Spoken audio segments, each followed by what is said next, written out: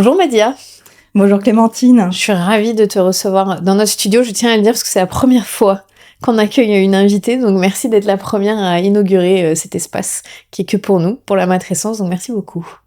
Et moi, je te remercie parce que je suis ravie d'être invitée à la matrescence et d'inaugurer vos nouveaux locaux. Merci encore pour l'invitation. Avec grand plaisir. Alors ma première question, j'aime beaucoup demander ça à chaque fois, c'est pourquoi tu as voulu devenir médecin? Ça, c'est une excellente question. En fait, je pense que ça revient à la toute petite enfance. J'ai une petite sœur qui a eu des gros problèmes d'allergie, d'asthme, qui est partie quand elle avait 5 ans à Font-Romeu. D'ailleurs, tu vois, c'est pas très loin de là où j'habite maintenant. Nous, on habitait en région parisienne. Et donc, est-ce que j'ai associé ça, tu vois, ces problèmes de santé, puis les miens, en fait, que j'ai appris plus tard, au fait qu'il fallait prendre soin. Et donc très rapidement, j'ai dit, quand on me remplissait, tu sais, à l'école, qu'est-ce qu'on veut faire comme métier plus tard, je mettais médecin. J'avais pas de figure de médecin dans ma famille, hein. Moi, je viens d'une famille très populaire. J'ai grandi dans les quartiers de la banlieue parisienne, donc je pense que ça vient probablement de là, ouais. C'est génial en vrai de te dire que ta petite sœur, ça t'a Ouais, je pense déclenché une aussi, ouais. vocation. D'autant plus que, tu vois, quand j'ai commencé médecine, je m'étais pas dit pneumologue, hein. Et au final, au moment de choisir sa spécialité, j'ai choisi la pneumologie. Et quand j'ai continué mes surspécialisations, j'ai pris l'allergologie. Et tu vois, ça rejoint cette histoire familiale finalement. Bah ouais, ce que j'allais te demander, pourquoi est-ce que tu t'es spécialisée là-dedans, dans les troubles, l'allergologie et ensuite les troubles du sommeil, ça vient d'où Tout le monde fait pas ça, évidemment, en médecine. Complètement. Alors, l'allergologie, parce que quand j'ai quitté l'hôpital et que je suis arrivée à Albi, je suis arrivée sur un cabinet où mes collègues, eux, étaient allergologues, ils faisaient beaucoup d'allergologie. Et donc, j'ai pas voulu m'improviser allergologue. Donc, c'est vrai que nous, dans la pneumologie, avec l'asthme, on a quand même besoin de bien connaître l'allergologie, et donc de façon beaucoup plus spécifique que ce que j'avais appris pendant mes études de pneumo.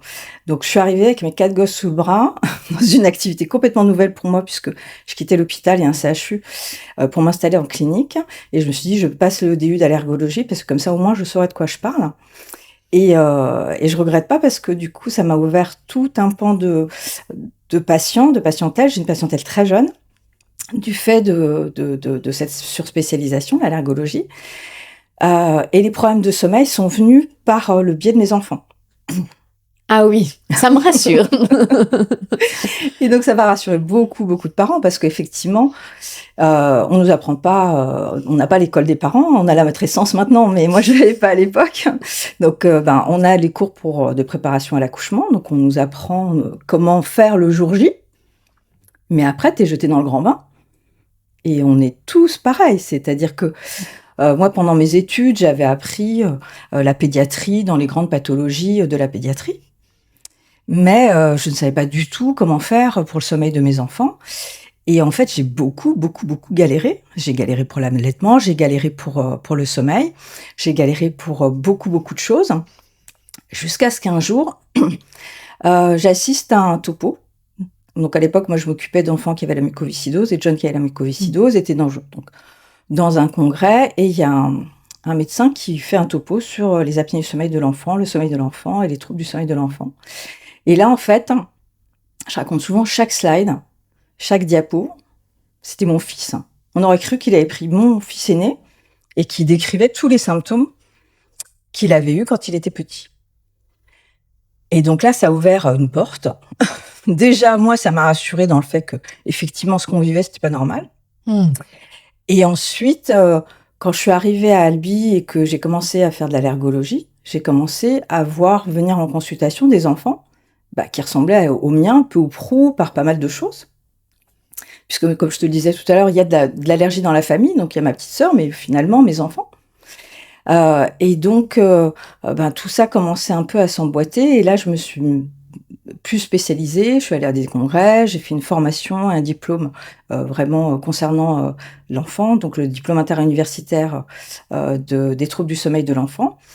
Et j'ai monté les associations, et petit à petit, c'est devenu une spécialité à part entière pour moi dans mon activité, mais qui finalement est très logique entre la pneumologie, l'allergologie et le sommeil, parce que tout ça, ça va ensemble. Et je pense que tes consultations sont remplies très rapidement, non? Oui. Je pense que c'est un problème qui concerne beaucoup de gens, au final, beaucoup de familles, en tout cas. Complètement. Oui, tout à fait. Est-ce que l'allergologie, enfin en tout cas cette spécialisation, c'est au XXIe siècle quelque chose qui prend beaucoup plus d'ampleur? Il y a de plus en plus de gens qui ont des allergies, enfin d'enfants, où on est dans les mêmes proportions que au XXe siècle? On est vraiment sur un énorme problème de santé publique qui passe encore trop sous les radars. On a une société française d'allergologie, un syndicat des allergologues qui est très actif à l'heure actuelle, je les salue d'ailleurs, pour essayer de faire prendre le sujet à bras-le-corps avec un livre blanc d'allergologie, avec beaucoup de communication.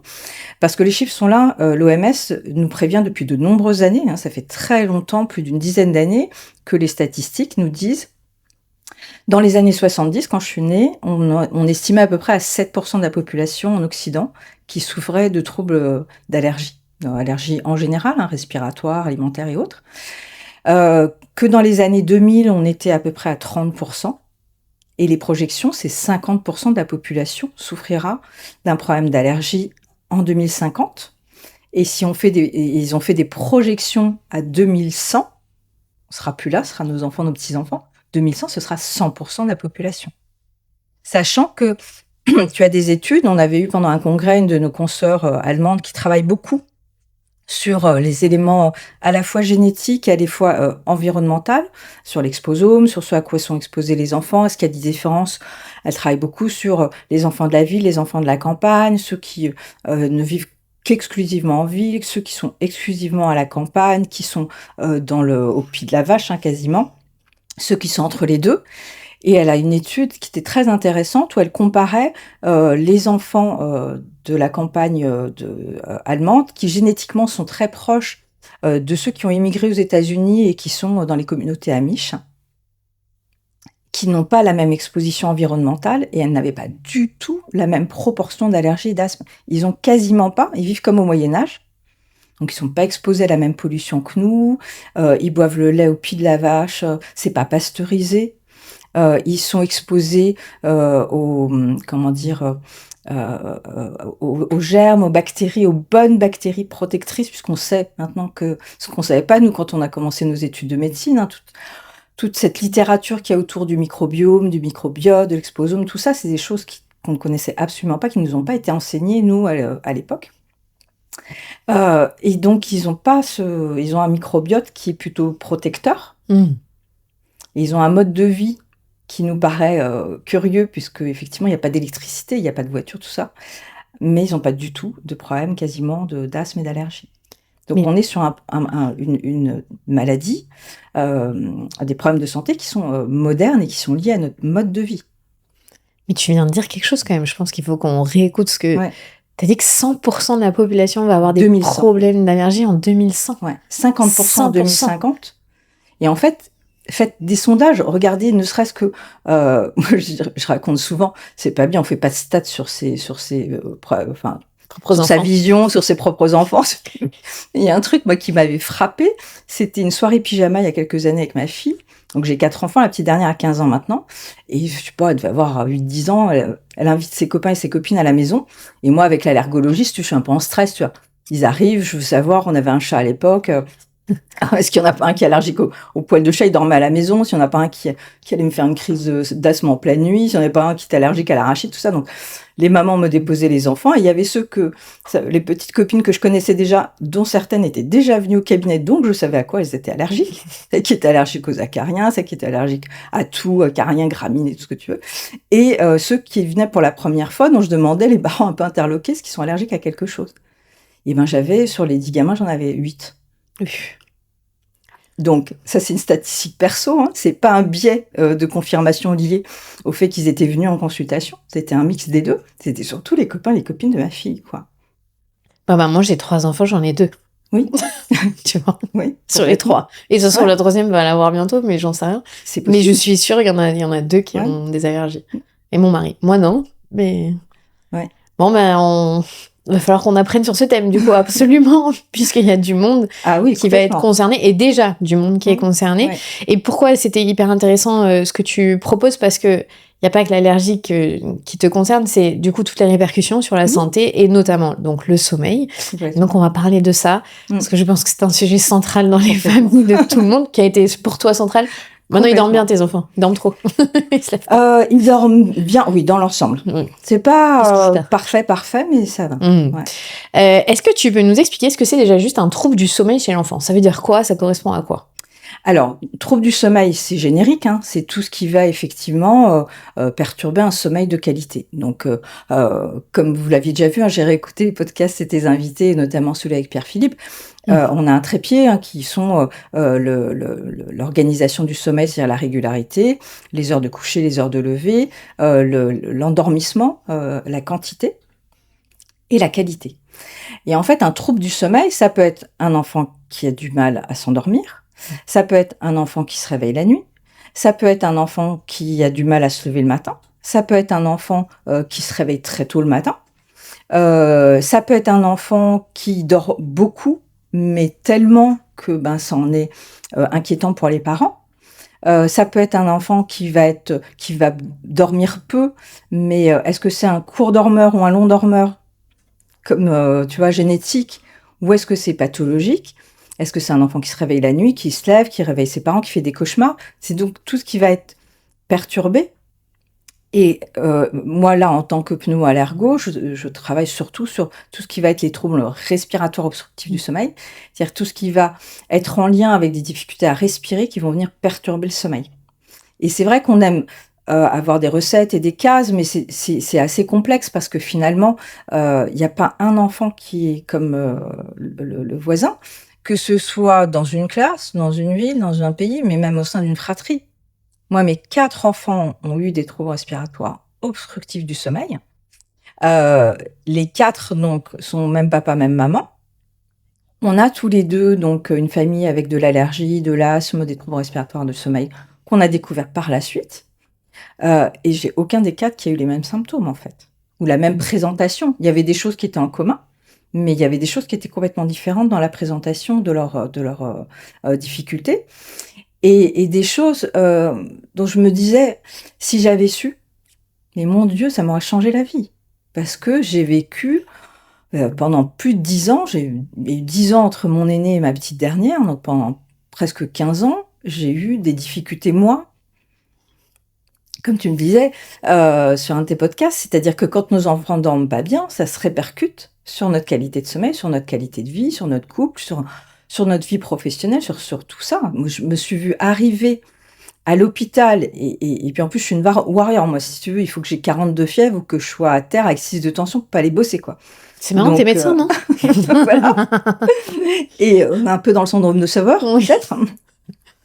Et donc, d'arriver en mode zombie au boulot. Parce qu'il fallait venir bosser, et qu'on avait été réveillés 3 fois dans la nuit, et qu'en face, je cherchais des réponses, mais je les trouvais pas. Je les ai trouvées bien plus tard et ailleurs que là où j'avais été les chercher au départ. En fait, ton travail, c'est aussi un travail d'enquête. Parce que tu vas questionner en 360 les conditions de vie, l'hérédité ou non des enfants pour savoir où est le trouble du sommeil ou comment il se manifeste, c'est ça? Comme tu dis, il n'y a pas de case. Ah, complètement, il n'y a pas de case. Après, c'est vrai que c'est des consultations donc, qui peuvent pas durer 1h30, hein, donc on va souvent à l'aide sociale. Moi, j'ai un biais de recrutement qui est que les enfants, ils arrivent soit par la case bilan d'allergie, bilan d'asthme, bilan de problèmes respiratoires, et moi, je vais toujours chercher s'il y a un problème de sommeil associé. Donc, j'ai maintenant mes habitudes d'examen clinique. Déjà, le petit qui passe la porte, moi, il y a des enfants, ils sont en salle d'attente où ils arrivent dans le couloir et ils sont à côté de la maman et je sais déjà ce que je vais trouver. Ce que je ne savais pas quand je regardais mes propres gosses quand ils étaient petits. Hein. Quand je revois certaines photos ou certains petits films où je me dis « Ah ouais, quand même !» Il y a des signes. Ah ouais, quand même, il y avait des trucs que j'aurais dû voir à l'époque. Mais si, c'est trop rassurant de se dire qu'un médecin, tu vois, parfois n'est pas en capacité de voir sur ses propres enfants. Ah oui. Alors qu'aujourd'hui, avec l'expérience que tu as et la formation, tu sais. Donc c'est bien. Ça veut dire qu'en tant que parent, on n'est pas à la ramasse si on n'a pas vu. Complètement. Déjà, en tant que parent, moi, je déculpabilise beaucoup parce que c'est vrai qu'on s'effondre un peu en se disant, punaise, ça fait 10 ans, 15 ans, 5 ans que je me demande et puis on est des êtres humains, donc moi la première, je comblais ces manques par mes propres constatations. Donc effectivement, on déménage, on change de boulot, moi je travaillais énormément, je suis pas très présente, j'ai eu plusieurs grossesses et les arrivées des enfants, donc tu as toujours des explications, l'entrée à l'école et donc on se raccroche à ça, en se disant: «Bah, il a du mal à s'endormir, il demande mon fils aîné, il demandait, c'est les rituels d'endormissement, c'était 1 heure et demie si tu veux. Il fallait qu'on lise 5 histoires, parce que 1, 2 ça suffisait pas. Chanter 5 berceuses, moi j'étais au bout de ma vie, j'avais le petit qui était enfin, tous ces trucs-là, de se dire: «Mais pourquoi il lâche pas prise? Il est crevé moi aussi, là, il va pas falloir qu'on déconnecte». Mais avec cette culpabilité qu'on a beaucoup en tant que mère. Et puis la société, hein, qui veut qu'on soit, il faut qu'on soit forte partout. Il faut qu'on soit, des mamans parfaites, il faut qu'on soit parfaite au boulot, qu'on gère le couple, qu'on n'oublie pas les copines, qu'on prenne soin de soi, au bout d'un moment, c'est plus possible. Donc on veut tout bien faire et on se rend compte que, bah, non, la solution elle est pas là et le problème il était pas au fait que je travaillais beaucoup, même si, bon, on peut toujours revenir et se dire, «Si j'avais su, j'aurais fait autrement». J'aurais peut-être mis mon travail un petit peu, en sourdine ou des choses comme ça, mais c'est très compliqué. Je veux dire, moi j'ai fait, 10 ans de médecine, de spécialisation, je me voyais pas, ne pas aller bosser, quoi. Et tu as 4 enfants. Oui. Oui, oui, je dis souvent, c'est soit de l'inconscience, soit peut-être que si on m'avait dit, que ça se passerait comme ça, on n'aurait peut-être pas eu 4, je ne sais pas. En tous les cas, ce qui est certain, c'est que si j'ai pu mener les 2 de front, c'est parce que ça, je tiens toujours à le dire quand les copines me disent: «Mais comment tu fais avec un boulot et 4 enfants?» C'est que j'ai la chance d'avoir un travail qui me permet de me faire aider. Tout à fait. Donc ça, voilà, j'aurais sûrement pas eu 4 enfants. D'ailleurs, ma mère, quand je lui ai annoncé le 3e, elle m'a dit: «Mais c'est pas possible, l'air de dire: «Puisque tu as les moyens de pas en avoir beaucoup, qu'est-ce que tu fais?» C'était vraiment son À truc, quoi. l'inverse. Ouais, vraiment à l'inverse, «Qu'est-ce que tu fais?» Je lui dis: «Oui, mais maman, c'est pas pareil. Mmh. Moi, j'ai les moyens». C'était d'ailleurs, une question, hein, de dire: «Est-ce que je réduis mon temps de travail ou est-ce que je garde le même temps de travail, le même salaire pour pouvoir payer quelqu'un?» Et effectivement, j'aurais pas fait les 2. C'est soit j'aurais réduit mon temps de travail, eu 4 enfants, soit, gardé ce temps de travail et je n'en aurais eu peut-être que 2 ou 1, enfin. Et donc tout ça pour dire que cette culpabilité, on l'a et on se dit: «C'est parce que je suis pas assez présente» et quand je leur demande à mes enfants qui sont plus grands, je leur dis: «Alors, est-ce que vous avez souffert du fait que j'ai beaucoup travaillé, que j'ai pas été là?» Non, ils se regardent, alors peut-être qu'ils me feront un procès dans 10 ans, mais pour le moment, ils sont mignons, ils me disent que non et que c'est vrai que les temps passés ensemble, c'est des temps de qualité et ça, c'est important aussi de le dire parce que des fois, on peut être à la maison, et être débordé par la tâche parce que d'être à la maison, c'est un travail en soi qui est, énorme et qui donne pas forcément toujours ce temps de qualité qu'on peut avoir aussi. Donc ça déculpabilise et de pouvoir dire aux parents, là, vous êtes en mode survie. Si vous saviez pas, si vous aviez pas l'info, vous pouviez pas le savoir et c'est une des raisons qui m'a fait développer tout ça, qui fait que j'ai pris ma voiture et que je suis venue te voir, parce que, ces infos-là, quand on les a tôt, dès que nos enfants sont petits, on peut essayer aller chercher de l'aide et se dire: «Bon, ben, il y a un truc qui cloche et c'est pas normal». Moi, j'ai vu des gens arriver en consultation en me disant: «Mais je l'entends s'arrêter de respirer la nuit et on me dit que c'est pas possible, hein, que l'apnée chez l'enfant, ça n'existe pas».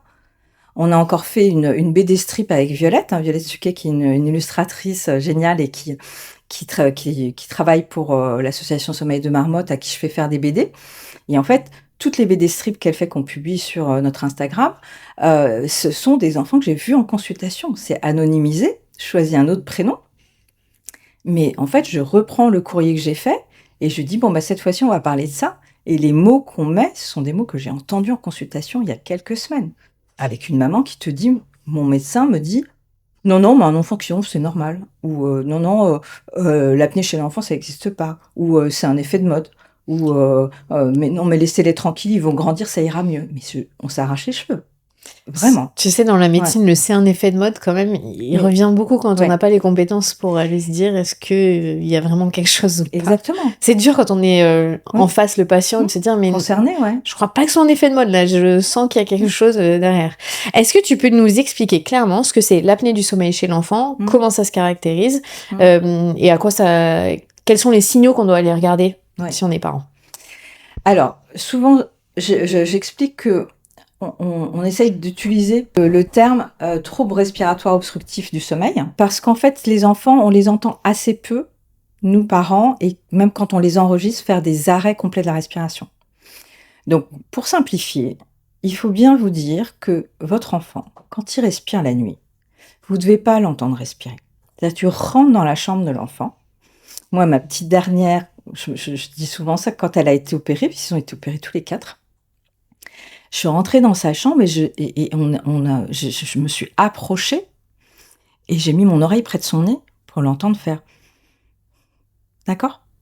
Donc, un enfant, ça ne doit pas faire de bruit quand ça respire la nuit. Et le trouble respiratoire obstructif, c'est tout ce qui va venir gêner la respiration. Donc, ça peut être une respiration un peu laborieuse, un peu bruyante, comme des ronflements de sonneurs de grand-père et de grand-mère. Et cette difficulté à respirer, ça va fragmenter le sommeil, ça va hacher le sommeil. C'est un peu comme si tu avais un petit Jiminy Croquette, un petit copain sur l'épaule, la nuit, qui veille sur toi, et qui au bout d'un moment se dit « Non mais c'est bon, ça suffit, là, respire normalement ». Et donc les enfants, ils n'ont pas forcément des arrêts de la respiration, il peut y en avoir, hein, mais ça va être une respiration laborieuse, des fois bouche ouverte, et au bout d'un moment, un micro-éveil. Et ce micro-éveil, il peut durer une fraction de seconde. Il va pas forcément se réveiller complètement. Mais si ça arrive 10, 15, 20 fois par heure, on imagine toutes les conséquences que ça va avoir sur la nuit et sur la journée. Donc, les éléments que les parents vont pouvoir surveiller, il y a beaucoup de symptômes. Tous les enfants ne vont pas tous les avoir.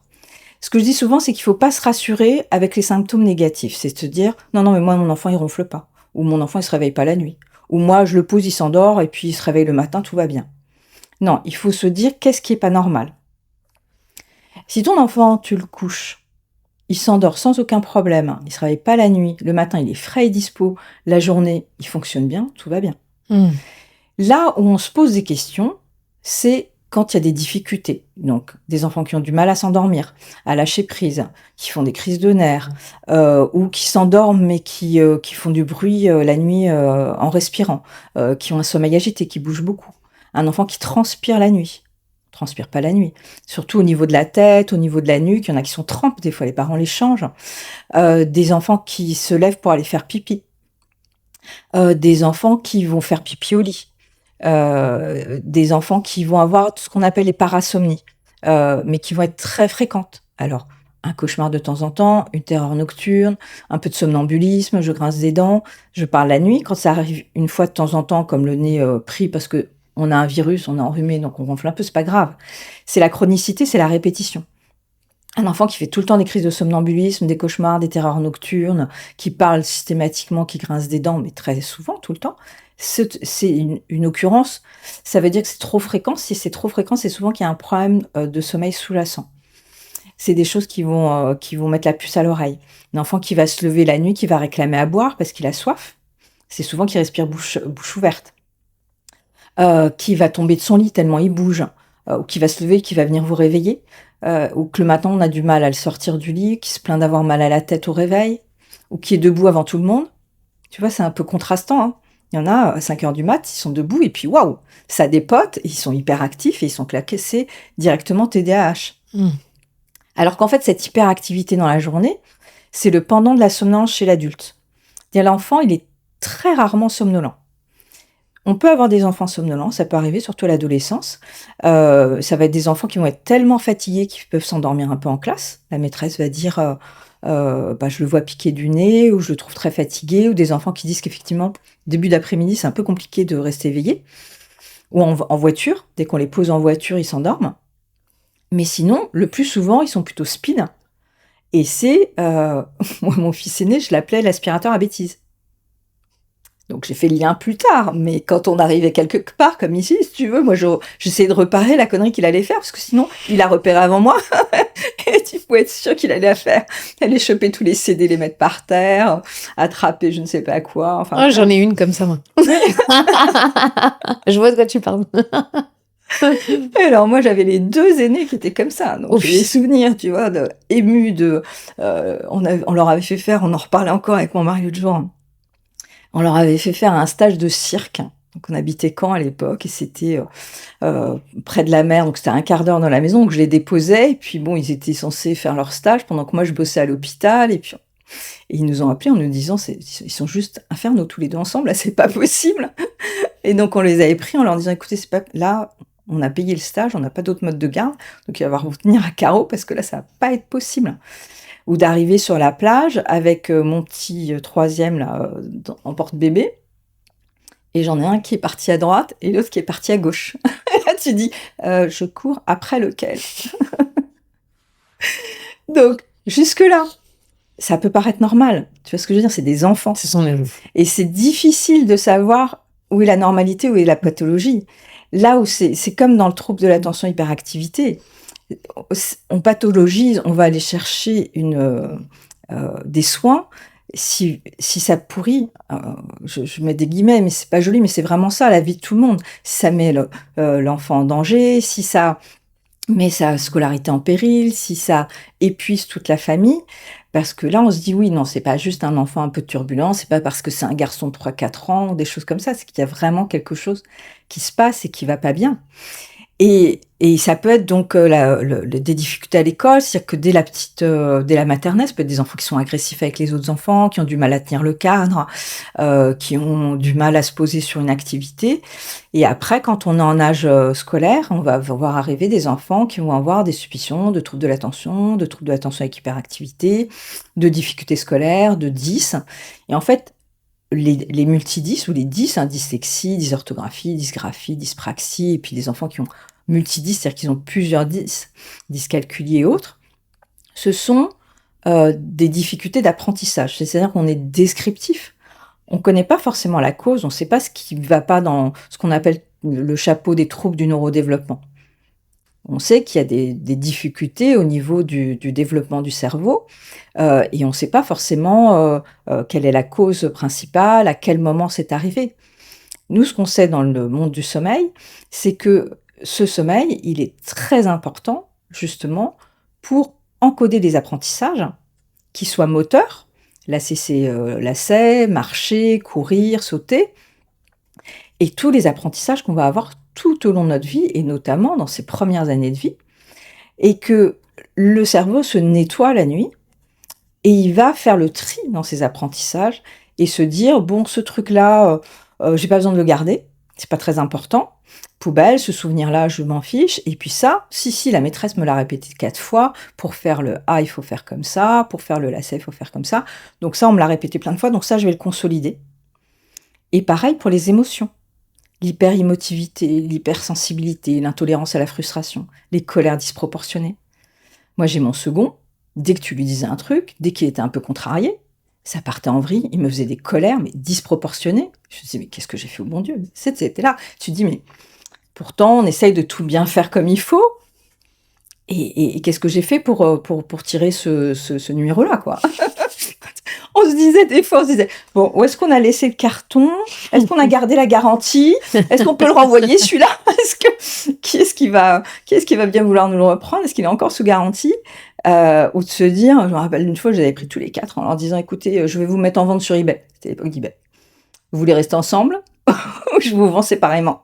Et en me disant, c'est pas possible. Et en fait, mon second, quand il a été opéré, quand j'ai fini par me dire, bon. Donc tu peux dire l'opération, c'est une opération des... Donc il a été opéré des végétations et des amygdales. Donc une des causes principales de gènes respiratoires chez l'enfant qui est liée à ces problèmes d'allergie et de pollution, on va y revenir sûrement. Et donc le jour où j'ai fini par me dire, bon allez, il faut que je l'emmène chez l'ORL, et je lui pose la question et que je lui demande de l'opérer, l'ORL c'était un collègue du CHU, c'était pas du tout son domaine d'expertise, on va dire. Il me l'a pris, tu sais, genre entre collègues, quoi, pour te rendre service. Bon, ok, je vais te l'opérer, ton gamin. Lui, il faisait plutôt de la cancéro, donc c'était du style, il avait regardé les amygdales, il m'a dit, bon, ok, si tu veux. Et en fait, quand il l'a opéré, il m'a dit, Ah oui, quand même, c'était pas du luxe, hein, parce qu'en fait, au niveau des végétations, en fait, ça coinçait 100% de la couenne, c'est-à-dire 100% de l'espace était pris par les végétations. En fait, je sais pas comment il respirait, mon gosse. Et les amygdales de face, effectivement, quand je lui ai tiré la langue, elles étaient pas énormes. Il me dit finalement, sur la table d'opération, les amygdales, au niveau de leur pôle inférieur, donc plus bas que la langue, ce qu'on peut pas voir quand on regarde de face, elles se touchaient. Donc mon petit bonhomme qui me faisait des crises proportionnées, c'était parce qu'il dormait mal. Et mon fils, donc à l'époque, déjà tout petit, il tétait tout le temps. Ma belle-mère m'a dit très gentiment, coucou belle-mère, on a vu à quoi il ressemblait que quand il a été sevré, parce qu'il était tout le temps Au sein. au sein. Très difficile à sevrer, très difficile à faire manger, il fallait que je lisse tout, il supportait pas les morceaux, enfin, ça a été très, très compliqué. Mais moi, tout ça, en fait, il y a qu'après que j'ai mis le puzzle et tout ça, si j'étais arrivée en disant et puis en plus, c'est des choses, j'en parlais même pas, au pédiatre, si tu veux.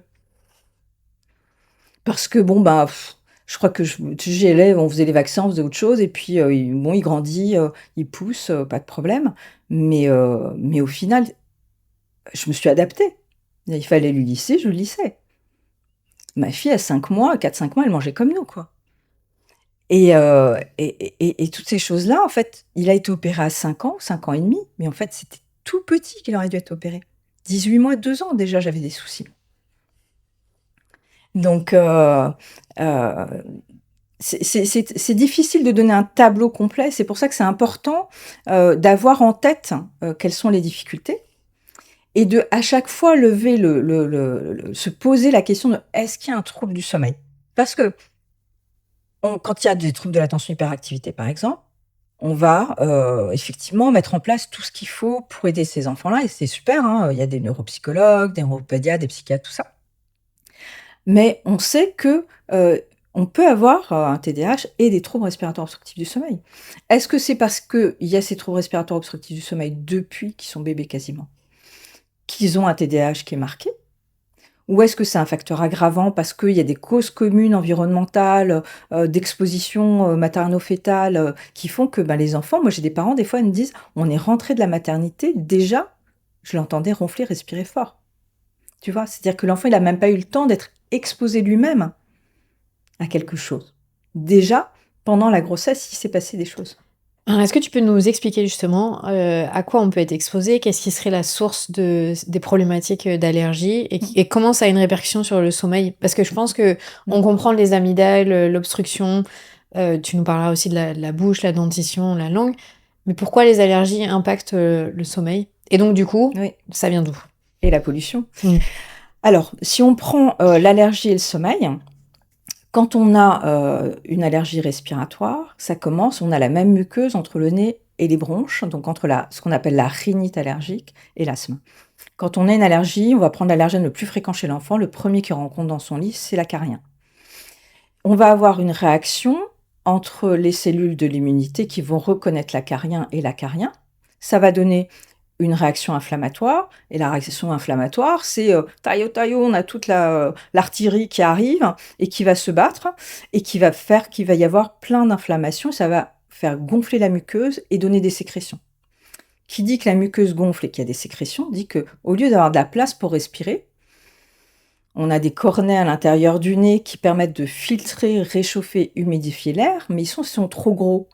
Si nos végétations qui sont là pour nous défendre contre les infections et toutes les agressions, et nos amygdales pareil, sont surstimulées à la fois par ces réactions allergiques et à la fois par toute la pollution de l'air et tout ce qui va être agressif dans l'air, elles vont être surstimulées et donc une muqueuse qui est trop gonflée, des végétations qui sont trop gonflées, des amygdales qui sont trop gonflées. Je donne souvent l'image de ton robinet dans la cuisine. S'il est encrassé à l'intérieur, ça va avoir du mal à couler, tu vas avoir un tout petit filet. Mais là, c'est pareil. Si à l'intérieur, c'est tout gonflé, gonflé, gonflé, je vais être obligée de forcer pour respirer, surtout quand je suis allongée. Si je suis obligée de forcer pour respirer, mon cerveau, régulièrement, il va me dire « Réveille-toi, respire ». Et donc là, tu as le lien entre la pollution qui va venir agresser les muqueuses et qui va augmenter le risque de devenir allergique, puisqu'on sait que quand on a de la pollution de l'air, qu'elle soit extérieure ou intérieure, on va augmenter la possibilité aux allergènes de provoquer une réaction allergique. Et donc, on va avoir des réactions allergiques qui sont plus précoces, qui arrivent plus tôt dans la vie, qui sont plus intenses, qui sont plus nombreuses. Et ça explique l'explosion d'enfants qui souffrent de ces troubles respiratoires obstructifs et des problèmes d'apprentissage, de comportement, de croissance que l'on a chez nos enfants et qui sont mal étiquetés ou insuffisamment étiquetés. Et comme très souvent dans notre société, renvoyés à une responsabilité individuelle avec, comme on ne comprend pas, c'est forcément de la faute des parents et de la mère. Tu vois ce que je veux dire? C'est-à-dire que et c'est pas pour dire du mal de mes collègues, que ce soit les personnes qui s'occupent dans la petite enfance, en crèche, à l'école, les maîtresses, les parents, tout ça. On ne trouve que ce qu'on cherche, c'est ce qu'on connaît. Donc, moi, la première, quand je connaissais pas, j'ai cherché les explications là où je pouvais les trouver. Et c'est pareil pour les maîtresses d'école quand elles disent à des parents: «Non mais là, faut le coucher tôt, faut la coucher tôt, c'est quoi? Elle arrive à l'école, elle est déjà fatiguée, elle est cernée, ils ont l'impression que tu fais la nouba toute la soirée, avec les enfants», alors que les parents te disent: «Mais je vous jure docteur, à 20h, elle est couchée». Et elle fait 20h, 8h et pourtant quand je l'amène à l'école, elle est crevée, elle s'endort dans la voiture, dès que je lui dis le moindre truc, ça part en vrille, elle s'énerve et ainsi de suite. Pour faire le lien, il faut savoir qu'il y a un lien. Et pour la pollution, c'est pareil. C'est-à-dire que, pour revenir à mon expérience personnelle, quand mon fils est né, on était à Paris. J'étais chef de clinique et donc on était tout contents. On a eu, grâce au travail de mon mari, un appartement au but de Chaumont, juste au-dessus du parc, un appartement dans lequel tout de suite on a installé sa chambre. Il avait quelques mois quand on a déménagé. Il y avait de la moquette partout. On était locataire, on n'a pas enlevé la moquette qui datait peut-être de Mathusalem et on est allé chez un vendeur de matériel de puériculture et on a acheté tout le matériel de puériculture et on l'a mis dans sa chambre. Et moi, en plus, j'ai fait la peinture, j'étais encore en congé mat, je sais plus, enfin j'ai fait la peinture dans l'appartement. Donc j'ai acheté de la peinture, composé organique volatile, matériel de puériculture tout neuf, composé organique volatile. Mon petit dans le transat à côté pour pouvoir gazouiller avec et jouer avec pendant que je faisais la peinture. Si tu veux, maintenant que j'ai appris tout ce que ça causait en termes d'environnement et de problèmes pour la santé, j'en suis malade. Tu vois? J'en suis malade. Et je me dis: «Bah oui, effectivement, mon petit, de mes 4 enfants, c'est celui qui est le plus polyallergique. Il est allergique à tout». D'ailleurs, il était à la maison hier, je lui ai dit: «Est-ce que je peux parler de tes problèmes de santé, dans un podcast?» tout ça.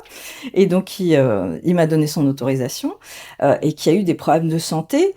Alors, encore une fois, je peux pas faire le lien, je peux pas dire si tout ça a eu un lien direct avec les problèmes de santé mentale qu'il a à l'heure actuelle, mais c'est quand même lui qui a eu le plus de problèmes de santé depuis sa naissance, sachant qu'on habitait à Paris. Donc beaucoup plus pollué qu'après quand on est allé habiter en Normandie et maintenant à Albi. Même si on a une pollution différente, j'en reparlerai. Et que sa nounou, la dame qui le gardait, elle habitait juste à côté du périph'. Elle était dans des bâtiments HLM à Jaurès. Donc moi, je prenais le métro. Vous connaissez le niveau de pollution du métro parisien? Non, vas-y, dis pour ceux qui nous écoutent, Alors, parce qu'on a beaucoup de Parisiens qui nous écoutent. Je ne pourrais pas vous donner de chiffres. Mais c'est élevé. C'est extrêmement élevé. Donc on prenait le métro. Quand on rentrait en bus dans la poussette, il était à hauteur de pot d'échappement. La nounou le promenait en poussette, pareil. Et elle habitait juste à côté du périph'. Il était gardé une partie de la journée, une grande partie de la journée, parce que je travaillais tôt. En plus, tu vois, entre mon mari qui le déposait, moi qui le récupérais, il avait des grosses amplitudes là-bas. Donc, tout ça, c'est un fait et c'est des informations qui sont importantes à délivrer. C'est-à-dire que de dire aux parents de faire très attention. Maintenant, tu sais, avec les 1000 premiers jours, l'opération des 1000 premiers jours, il y a beaucoup plus d'informations qui sont délivrées par rapport à ça. Mais mon fils aîné, il a 25 ans. Donc, je te parle d'il y a un quart de siècle. Et à cette époque-là, on n'avait aucune information à ce sujet. J'aurais fait autrement. J'aurais été extrêmement vigilante, notamment, par rapport à cette histoire de peinture, par rapport, aux meubles. J'aurais pris soit des meubles d'occasion, soit j'aurais fait ce qu'on recommande maintenant. Si vous achetez du neuf, achetez-le à l'avance, mettez-le dans une autre pièce à dégorger pour que, quand vous l'installez dans la chambre, de bébé, il ait dégorgé au maximum, ses composés organiques volatiles et qu'il y en ait le moins dans l'air possible. Donc, par exemple, des parents qui vont avoir un enfant ou qui ont déjà un enfant, Mmh. la recommandation, c'est de faire attention à la type de peinture qu'on prend. Oui, Il y a des peintures qui sont plus saines que d'autres, tout à fait. qui ont moins de produits toxiques et, Ouais. comme tu dis, des composants volatiles. La deuxième chose, c'est de laisser les meubles dans une pièce s'ils sont neufs pendant un certain moment. C'est quoi la consigne? 2, 3, 4 mois? Je crois que c'est moins que ça, hein, c'est quelques semaines. Quelques Je semaines, voudrais pas ok. dire de chiffres erronés, parce que je pense que vous pouvez trouver l'information Mais déjà, juste facilement. d'avoir une idée que Mais c'est pas 2 déjà jours. d'avoir une idée que c'est pas 2 jours, c'est Oui. pas j'achète, j'installe. J'installe la chambre et quand quand on rentre de la maternité, on le met dans sa chambre. Mm. D'autant plus que maintenant, les recommandations qui n'étaient pas celles à l'époque sont maintenant pour réduire les risques de mort subite du nourrisson. Maintenant, on nous recommande de garder bébé dans la même chambre des parents les 6 premiers mois. Pareil, c'est une recommandation que j'aurais bien aimé avoir à l'époque, hein, si tu veux, parce que moi, mon fils aîné, je l'avais mis dans une chambre à côté, donc je me levais la nuit pour l'allaiter. Et puis ensuite, quand on a déménagé, qu'on l'a mis dans sa chambre, il avait la tétine. Et ça, fatale erreur, hein. Enfin, je veux dire, quand on peut faire autrement, essayez d'éviter la tétine. Ce qui s'est réveillé la nuit juste parce qu'il avait perdu sa tétine. Donc je me levais juste pour lui rendre sa tétine. On est tous et toutes dans cette situation. Et même s'il y en a 10 dans le lit, ils trouvent quand même pas la tétine. Voilà. Donc, bon, c'est toujours très, très difficile, hein, de donner des conseils, des recommandations. Comme je dis souvent, on est un peu en mode survie. Et puis ça nous rassure puisque tu ne l'as pas fait non plus. Oui. Tu sais ce que c'est les bonnes choses à faire, mais tu n'as pas fait non plus. Donc, on fait, comme tu dis, comme on peut, avec les Exactement. infos qu'on a Voilà. à l'instant T. Tout à fait. Sachant que moi, pour les autres, j'aurais pas donné la tétine. Oui. Même si des fois j'ai craqué, que j'aurais filé, comme j'aurais donné un peu tard, ils l'ont recraché, ils en ont pas voulu, et puis je les ai gardés au sein parce que j'allaitais, et donc voilà. J'ai fait office de tétine géante Pendant 10 ans. voilà, quasiment. Mais bon, voilà, on fait comme on peut, et effectivement, on est des fois en mode survie. Moi, je les ai pris. On a fait du cododo. Au deuxième, au troisième, ça a été bon, c'est bon, j'allaite, j'ai viré le mari, j'ai gardé le lit pour moi et la petite, et pour les garçons. On a mis du sidecar, le lit à côté pour le second, mais dès que je le posais dedans, de toute façon, il se réveillait, donc il a dormi avec nous, voilà, moi sur une tranche. Enfin, je dis pas que c'est ce qu'il faut faire, je dis que je suis passée par là, parce qu'il y a un moment, c'était ça ou c'était l'effondrement, quoi. Quand on est réveillé X fois par nuit, que ce soit pour une tétée, pour un cauchemar, pour une tétine, pour quelque chose. Ce qui est très, très important, et je sais que c'est un message qui est déjà passé plusieurs fois dans tes podcasts, c'est si on choisit le cododo, on se renseigne et on choisit la sécurité. Ce qui est très important, c'est de ne pas étouffer son bébé pendant la nuit quand on est fatigué, surtout si on prend des produits qui font que le sommeil va être plus profond. Donc l'idéal, c'est le lit à côté pour que chacun ait son espace, hein. Mais en tous les cas, de sécuriser bébé, les parents, de façon à ne pas avoir d'accident. Mais après, si on reprend qu'on prend les sociétés plus anciennes, c'est-à-dire tout le monde dort ensemble, hein. Bien sûr. Dans nos sociétés occidentales, où il faut que quand on revienne, on puisse rentrer dans son slim, mettre son gamin dans la chambre d'à côté, retourner travailler, que nos enfants fassent leur nuit et qu'on ne dérange personne. Parce que c'est pas possible, c'est pas comme ça que ça fonctionne. C'est, et après, on voudrait un réarmement démographique. Mais pour que les parents aient envie d'avoir des enfants, il faut que toute la société se mette vraiment à les aider. Et notamment à ne pas être dans le déni par rapport à ça. C'est-à-dire que, partager les connaissances, faire en sorte que les parents sachent très tôt quelles sont les difficultés de sommeil qui sont liées à un problème organique. C'est-à-dire qu'on voit fleurir énormément d'aides à la parentalité, d'aides au sommeil de l'enfant, qui sont des aides qui sont personnalisées pour aider son enfant à dormir en autonomie, à se rendormir. Mais si cet enfant il a du mal à respirer, vous pourrez faire ce que vous voulez, il va se réveiller et puis il va avoir du mal à s'endormir. Et donc il faut aussi avoir vraiment conscience que c'est pas anecdotique, ces troubles respiratoires du sommeil. la rhinite allergique, c'est 25% des enfants. C'est un enfant sur 4. J'en ai chez moi. Ouais. L'asthme, c'est 10% des enfants, c'est un enfant sur 10. Et ces enfants-là, ça commence par le nez qui respire pas bien. Et des solutions, il y en a. Le dépistage des allergies, on peut le faire très tôt. Le traitement médicamenteux, on peut le faire très tôt. La chirurgie, on peut la faire très tôt. La rééducation oromaxillofaciale avec le kiné, tout ça, ça peut être mis en place tôt. Ça va dépendre de la formation des kinés, des orthophonistes, tout ça.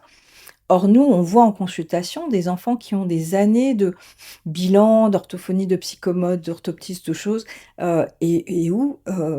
alors, c'est mieux maintenant, mais des fois, il manque la personne qui a fait un pas de côté de se dire, est-ce que la nuit, comment ça se passe la nuit?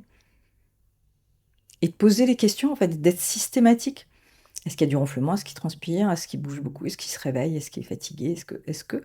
Et d'examiner l'enfant. Moi, c'est ce que j'explique en formation. On a monté avec mes consoeurs en 2017 une association, donc qui n'est pas celle de Marmotte, mais qui est une association nationale, qui s'appelle IDEAS, IDEAS en anglais, Interdisciplinarité enfants, adolescents et sommeil, pour aider les professionnels de santé à se former et à créer des réseaux de soins pour pouvoir soigner les enfants par rapport à toutes ces problématiques. Et donc avec IDEAS, je me suis perdue, je ne sais plus ce que je voulais vous raconter. On a effectivement, on forme, et voilà, c'est là que je voulais venir. On explique aux professionnels, et notamment aux médecins, que la première chose qu'il faut faire, c'est regarder l'enfant. Tu vois? Le regarder, de voir comment il est, est-ce qu'il est agité, est-ce qu'il touche à tout, est-ce qu'il est tout le temps la bouche ouverte, est-ce qu'il a les yeux cernés, est-ce qu'il a le visage allongé, est-ce qu'il a le menton en arrière, est-ce qu'il a les lèvres sèches qui font penser qu'il respire bouche ouverte, de l'examiner une fois qu'il est assis, appuyé allongé, comment est la forme de son palais, quelle est la taille de ses amygdales, quelle place elles prennent, comment est sa langue, comment il la positionne, est-ce qu'il y a un problème de frein de langue, lui faire lever la langue, regarder son articulé dentaire. Ça, c'est des choses que j'ai, moi, apprises ces dernières années en allant à des formations spécifiques parce que je me suis intéressée à ça et que en parallèle, mes enfants passaient par tout ce process. C'est-à-dire qu'ils ont eu effectivement la chirurgie, des végétations, des amygdales, l'orthodontie pour retrouver de la place, la rééducation, le traitement des allergies, le dépistage des allergies, et tout ça de manière soit séquentielle, soit en même temps, suivant l'âge auquel le diagnostic est fait. Puisqu'en fait, nous, en tant que praticiens, on va avoir des enfants tout petits, en moyenne section, des enfants de primaire, des enfants en collège, des jeunes lycéens. On ne va pas avoir les mêmes propositions suivant l'âge de l'enfant, en fait. En t'écoutant, je me dis, wow, sur mes 3 enfants, je coche beaucoup de cases sur plusieurs d'entre elles. Mais je le sais, on est suivi et nous, il va y avoir une opération des amygdales dans pas longtemps. Mais comme toi, je me dis, mais si j'avais su tout ça, j'ai eu un bébé, dès la naissance, il y avait un truc qui était différent. Tu vois, tu te dis, c'est pas gérable et j'avais pas les ressources comme toi. Les yeux cernés, on tilte pas, mais en fait, c'est ça que tu dois te dire, toi, quand tu regardes tes vidéos, tes photos. Ah non, complètement. Le menton, la bouche. Complètement. Mon second, c'est simple. Quand on regarde toutes les photos de l'époque, il y a même une vidéo, c'était son anniversaire, il mange un gâteau au chocolat. Il a une voix nasonnée, c'est-à-dire qu'on entend que c'est complètement encombré. Et il est tout le temps bouche ouverte. Sur toutes les photos et les vidéos. Mon fils aîné, quand je suis arrivée en Normandie, à 2 ans, le premier pédiatre qu'il a vu, il m'a dit, mais alors lui, il a eu le premier coup d'œil. Il m'a dit, il a un visage adénoïdien, je connaissais pas l'expression, c'est un visage long. Et en fait, mon mari a un visage comme ça, qui est anormalement allongé du fait de la respiration buccale. Il était en respiration buccale, il a regardé ses amygdales, elles étaient énormes, et il m'a dit, écoutez, il a des grosses amygdales, sachez que on n'opère plus beaucoup pour les angines à répétition, puisque les enfants ont moins d'angines à répétition, mais maintenant, on a quand même une indication sur les apnées du sommeil. J'en avais jamais entendu parler.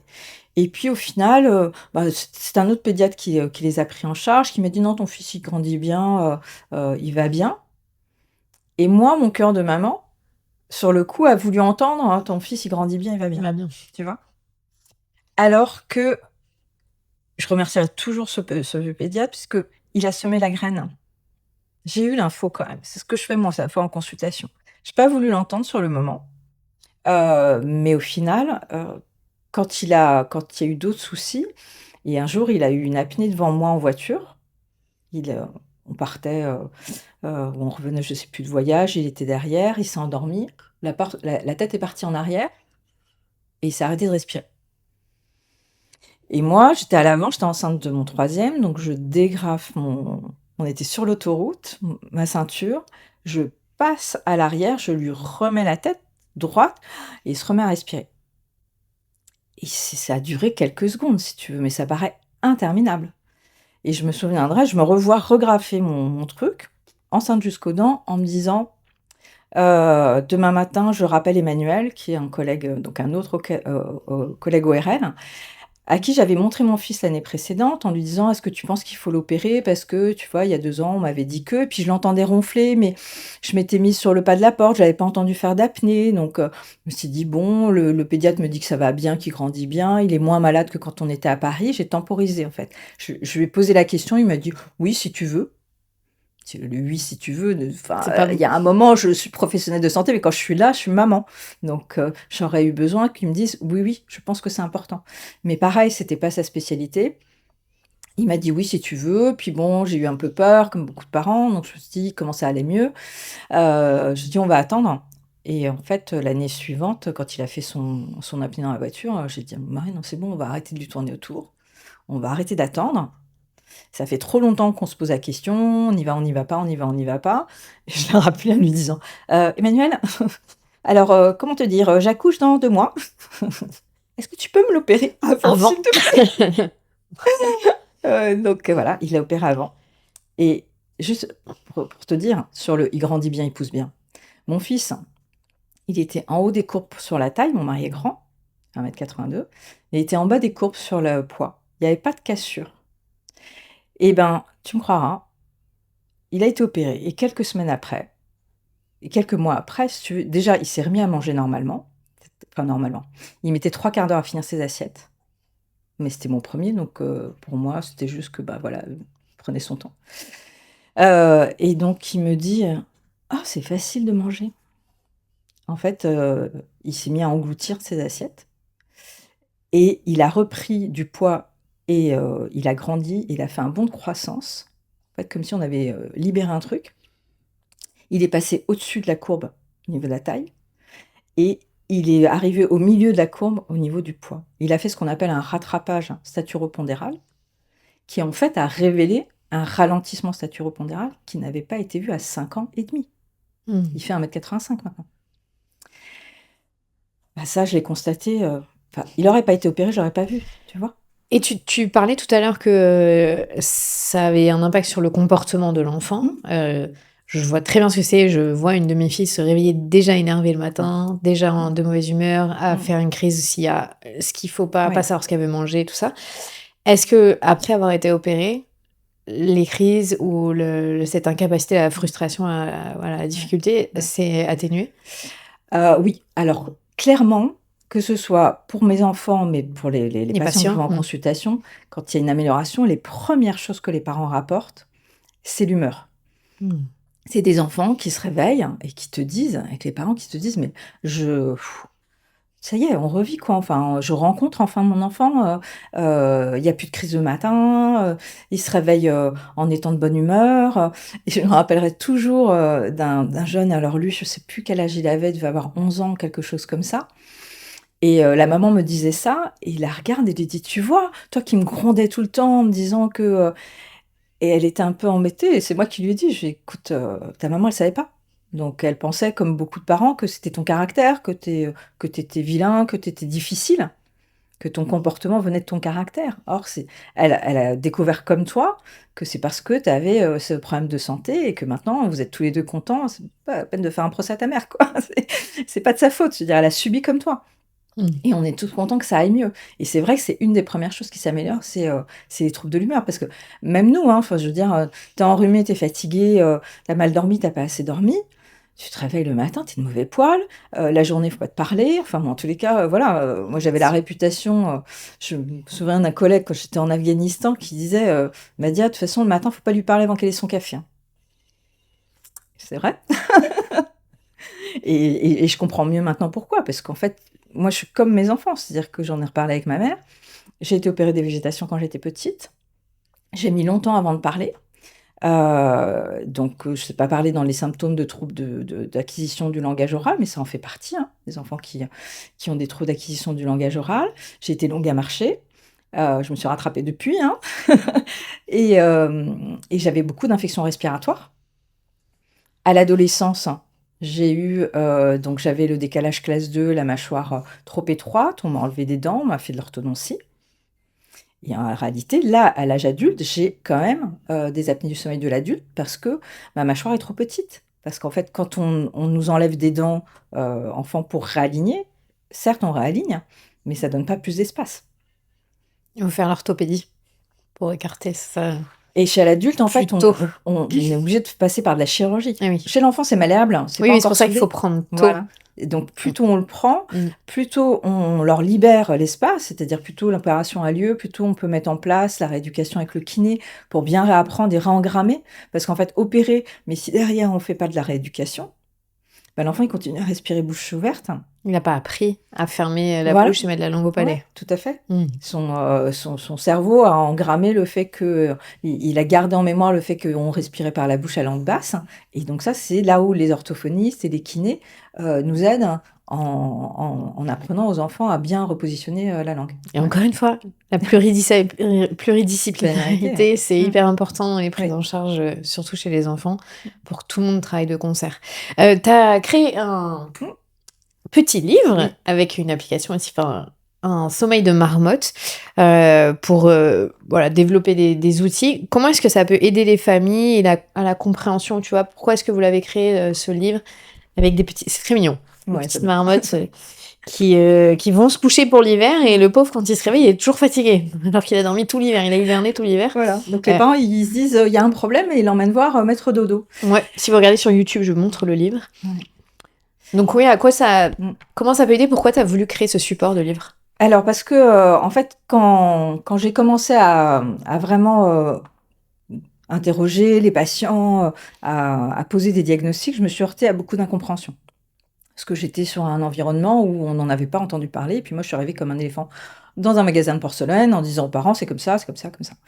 Et je me suis dit, ce serait chouette d'avoir un outil qui permette de réexpliquer les choses simplement, et notamment d'avoir une conversation entre les parents et les enfants. Et j'ai lu énormément, j'adore lire, moi, les enfants, j'ai lu des dizaines et dizaines d'histoires à mes enfants, et donc je me suis dit, quoi de mieux qu'un livre qu'on puisse remettre en consultation, que les parents puissent acheter. Et j'avais eu connaissance d'une autrice, Julie Eugène, qui est sur Albi. Donc je l'ai contactée, j'ai créé une association pour récolter de l'argent, et je lui ai demandé de créer un livre. Et donc c'est elle qui a créé le personnage, l'histoire, à partir de ce que je lui ai expliqué, de quels étaient les symptômes et comment on pouvait faire pour soigner les enfants. Et à partir de là, j'ai rencontré le docteur Marc Sapen, qui est sur Bordeaux, que vous connaissez peut-être, qui est très très actif sur tout ce qui est formation, information grand public, qui a créé plusieurs associations. Et ils ont, avec d'autres collègues, créé un hackathon, c'est-à-dire, c'était en 2016, un Respiraction, où on pouvait proposer une idée d'application. Et donc moi, je suis arrivée avec Sommeil de Marmotte en disant, on pourrait transformer ça en application, dans laquelle on aurait une entrée pour les parents, une entrée pour les enfants. L'entrée pour les parents, ça explique tout ce qu'on a discuté depuis tout à l'heure, donc comment prévenir, comment diagnostiquer, comment soigner l'apnée du sommeil. Et pour les enfants, plein de petits jeux. Et donc, c'est une entreprise d'Albi Numix qui a développé l'application pour nous. Plein de petits jeux pour que l'enfant joue à comprendre pourquoi on va chez l'ORL, pourquoi on va chez l'orthodontiste, pourquoi on va chez le kiné. On a fait avec Meryl Menoukian, qui est une kiné aussi de Bordeaux, qui est très active sur les réseaux sociaux. Je vous conseille de la suivre sur Instagram. Elle développe beaucoup d'outils. Elle nous a mis à disposition des vidéos aussi. Vous pouvez trouver sur le site internet d'IDEAS sur comment faire cette rééducation à la maison, de façon à rendre un peu ludique quelque chose qui est rapidement rébarbatif. Parce que moi, je l'ai fait avec les enfants, c'était l'orthophoniste qui expliquait comment il fallait mettre la langue au palais, comment il fallait que la langue, et ainsi de suite. Et moi, j'étais là, tu pars bosser, tu déposes les enfants à l'école, et puis là, t'es dans la voiture. Ah oui, au fait, c'était quoi tes exercices, là? Comment il faut faire? Qu'est-ce qu'elle a dit qu'il fallait faire? Parce que entre 2 séances, on est censé les faire à la maison pour que ça fonctionne. Et donc, je me suis dit, bon, bah, si on les fait, si on les met sur l'application, ça va être rigolo parce que l'enfant va les faire 5 minutes tous les jours, 10 minutes tous les jours avec Martin. Et puis même, tout le monde dans la famille va le faire. La maman, les enfants, exactement. Comme ça, nous aussi, on remet bien la langue où il faut. On met bien la langue où il faut. Et donc oui, c'est une application qu'on a voulu gratuite, hein, qu'il n'y ait pas... Il n'y a pas de merchandising, il n'y a pas de... moi, je fais tout ça bénévolement depuis que j'ai créé l'association en 2015, de façon à ce que cet outil, tous les parents, tous les enfants puissent s'en emparer. Je sais que j'ai des collègues kinés qui me disent qu'ils s'en servent et qui la conseillent aux parents et aux enfants. Ouais. Bon, je pense que déjà, avec tout ce que tu nous as dit à la maison, il va y avoir des petites enquêtes auprès de ces enfants pour savoir est-ce que ça peut rentrer dans un tableau clinique. Est-ce qu'il y aurait une dernière chose que tu voudrais dire aux parents qui ont des doutes, qui se posent des questions? Est-ce qu'il y a une chose à retenir si on devait un petit peu résumer? Il y en a beaucoup, mais que tu penses est la plus importante. Observez vos enfants quand ils dorment. Et s'il faut, filmez-les. Parce que avec les téléphones portables maintenant, on peut faire des films. Et moi, quand les parents arrivent avec un film où je vois comment l'enfant respire, je peux déjà quasiment faire le diagnostic. Déjà, je peux le faire en consultation. Et ça permet, quand même, quand on va voir le professionnel, de montrer. Et si vous avez un professionnel qui vous dit « tout ça, c'est n'importe quoi, c'est un effet de mode », vous demandez aux parents des copains et des copines si eux, ils connaissent quelqu'un d'autre, parce que malheureusement, on ne peut pas se contenter de ce genre de réponse. Il faut vraiment pouvoir rencontrer quelqu'un qui puisse vous dire « Non, je pense que votre enfant dort bien, qu'il n'y a aucun problème de ce côté-là » ou « Oui, il y a des choses à faire et je vous recommande de voir tel kiné, tel ORL. » Voilà, de pouvoir vraiment avancer que de balayer ça d'un revers de la main, parce que c'est une perte de chance pour les enfants. Il y a des enfants qui ont des scolarités très chaotiques, des difficultés comportementales pour lesquelles on peut agir quand même très tôt. Est-ce que je peux faire ça avec mon mari ou pas aussi, s'il ronfle? Oui. Ça marche pour les adultes? Oui, complètement. Je sais que tu vois beaucoup d'enfants, mais tu vois aussi...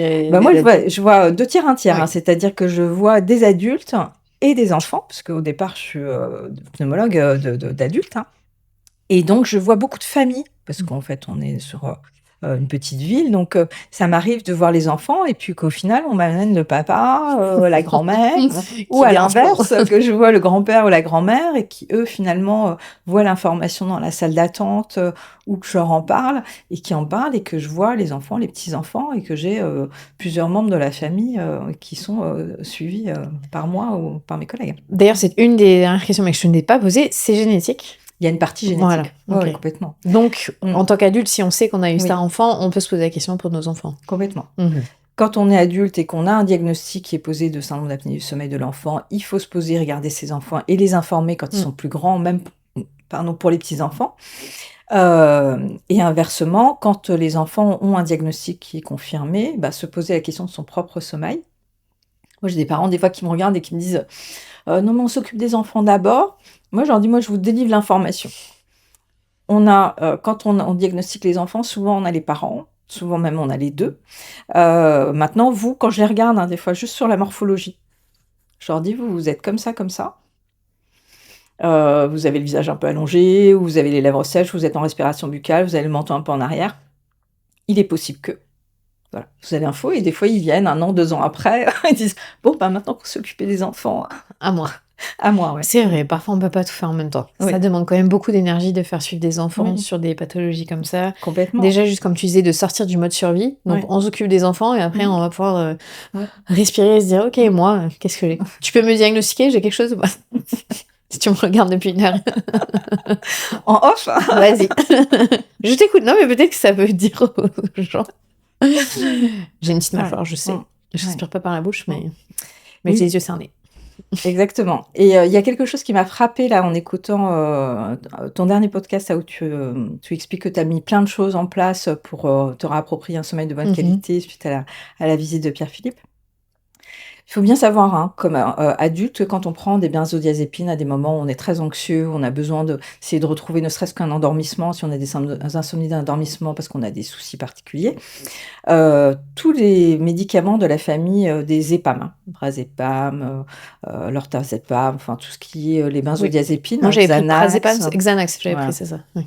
Xanax, Lexomil et autres, dans leurs propriétés, il y a l'anxiolyse, hein, c'est anxiolytique, donc ça enlève l'anxiété, mais c'est aussi mieux relaxant, c'est-à-dire ça relâche le muscle. Qui dit relâche le muscle, dit que la nuit, si on a tendance à avoir besoin de faire des efforts respiratoires parce qu'on n'arrive pas à respirer normalement, qu'on est obligé de compenser avec des muscles respiratoires et notamment pharyngés, ça va relâcher ces muscles et ça va aggraver les troubles respiratoires obstructifs. Ce qui peut expliquer certains réveils à 3 heures du matin, certains réveils à 5 heures du matin sur les phases de sommeil paradoxal où on a un relâchement musculaire qui est physiologique, qui peut être approfondi et aggravé et donc démasquer des troubles respiratoires obstructifs. Donc on enlève l'anxiété, mais on aggrave les troubles respiratoires du sommeil. Bon, ça fait 3 ans que j'en prends plus, mais je note ce que tu Merci beaucoup. Merci vraiment, parce que je pense Avec plaisir. comme tu disais, tu fais un travail de longue haleine pour informer la population générale, que de toute façon, ça va être de plus en plus de personnes touchées, Complètement, et oui. qu'on n'entend pas encore assez ce discours de manière santé publique. Ouais. Je pense que c'est ce que vous faites, vous essayez d'alerter. En revanche, vous voyez les gens, ça c'est sûr, qui s'inquiètent et qui ont des problématiques. Donc je pense que là, grâce à cette... Un peu, c'est une masterclass que tu viens de nous donner.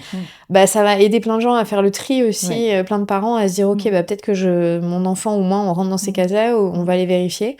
Et on va peut-être avoir une vie un peu plus sereine. Complètement. C'est le but. Parce que il y a des mauvaises habitudes, entre guillemets, qui s'installent, hein, je disais, mon fils aîné, la résistance à l'endormissement ou des réveils nocturnes. C'était mon troisième qui était hyper facile, mais qui se réveillait 3 fois par nuit.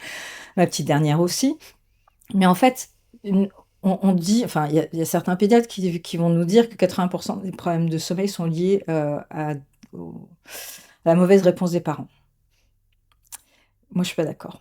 Clairement, je suis pas d'accord. Je pense que on peut accompagner les parents dans la réponse qu'ils vont apporter, mais il faut vraiment faire un pas de côté et être systématique. À partir du moment où on est systématique, on pose des questions, on regarde, on examine l'enfant pour essayer de voir si c'est un problème organique et qu'on règle ce problème organique, parce qu'il y en a d'autres dont on n'a pas parlé, le syndrome des jambes sans repos et d'autres anomalies du sommeil qui sont plus rares, qu'on soigne ça. Les parents te disent, il n'y a plus de problème d'endormissement, il n'y a plus de problème de réveil nocturne. Et en fait, eux, dans leur réponse à leur enfant, qui est de l'accompagner quand... Je veux dire, tu en parlais sur d'autres podcasts, laisser son enfant hurler la nuit parce qu'on veut plus se lever, non, c'est pas une solution, c'est de se poser la question, pourquoi il se réveille? Parce qu'en fait, dans les cycles du sommeil, les éveils entre cycles, quel que soit l'âge, sont physiologiques, mais ce qui est physiologique, c'est de se rendormir. Et moi, j'ai allaité mes enfants, ils se sont endormis au sein, c'est pas pour ça qu'ils se réveillaient la nuit. Quand ils se sont réveillés la nuit, c'est parce qu'il y avait un problème organique, ils ne sont pas tous réveillés la nuit, pourtant, ils se sont tous les 4 endormis au sein, tu vois? Donc, il faut vraiment faire attention à ces solutions dont les parents ont besoin, hein, qui est de dire, bon, ben, il faut leur apprendre un endormissement autonome et autrement. En fait, s'ils sont sécurisés, notamment si leur cerveau sait que la nuit va bien se passer, qu'ils ne vont pas avoir des apnées toute la nuit, la sécurité des parents, ils savent qu'ils sont là. Mais en fait, leur cerveau, il a besoin de savoir qu'ils vont respirer normalement et qu'ils ne vont pas avoir une microfragmentation de leur sommeil. Et donc, on a, nous, un podcast qui s'appelle Sommeil, un sésame pour la vie, dans lequel j'invite des professionnels que je rencontre à parler justement de leur expertise, des soins qu'on peut apporter aux enfants et de ce qui les a amenés eux aussi, parce que souvent c'est des histoires singulières à s'occuper de sommeil de l'enfant. Ouais. On a tous une petite porte d'entrée personnelle, exactement, c'est ça que tu veux dire sur le sujet. Merci beaucoup, Madiam. Merci vraiment. Clémentine. C'était hyper intéressant et très dense. Je pense qu'il y en a qui vont le réécouter plusieurs fois. Oui, c'est vrai qu'il y a beaucoup d'infos. C'est génial. C'est ce que je voulais. Donc, merci à toi. Merci.